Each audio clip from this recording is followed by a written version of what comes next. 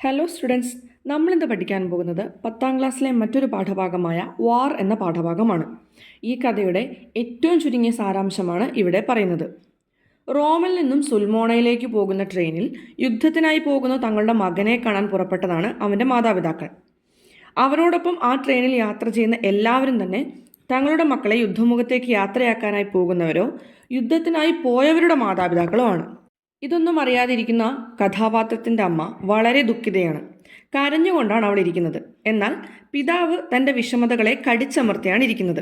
അദ്ദേഹം വളരെ ശാന്തശീലനായി കാണപ്പെടുന്നുണ്ട്. ഇത്തരത്തിൽ എല്ലാവരും ദുഃഖിച്ചിരിക്കുന്നത് കണ്ട് ധൈര്യശാലിയായ ഒരു മനുഷ്യൻ അവർക്കെല്ലാം ധൈര്യം നൽകുന്നു. ആരും ദുഃഖിക്കരുത് എന്നും തൻ്റെ മകൻ രാജ്യത്തിനു വേണ്ടി വീരമൃത്യു വരിച്ച സൈനികനാണെന്നും അഥവാ മക്കൾക്ക് എന്തെങ്കിലും സംഭവിച്ചാൽ തന്നെ അത് നമ്മുടെ രാജ്യത്തിന് വേണ്ടിയല്ല എന്നോർത്ത് അഭിമാനിക്കണമെന്നും ഈ ധൈര്യശാലിയായ മനുഷ്യൻ പറയുന്നു. ഈ സമയത്ത് ആ അമ്മ നിങ്ങളുടെ മകൻ ശരിക്കും മരിച്ചതാണോ എന്ന് ചോദിക്കുന്നിടത്ത് ആ മനുഷ്യൻ്റെ ധൈര്യമെല്ലാം ചോർന്നു പോവുകയാണ്. അദ്ദേഹം വിതുമ്പി കരയുകയാണ്. ഇവിടെ മാതാപിതാക്കളും മക്കളും തമ്മിലുള്ള അഭേദ്യമായ സ്നേഹം പറഞ്ഞു വെക്കുകയാണ്.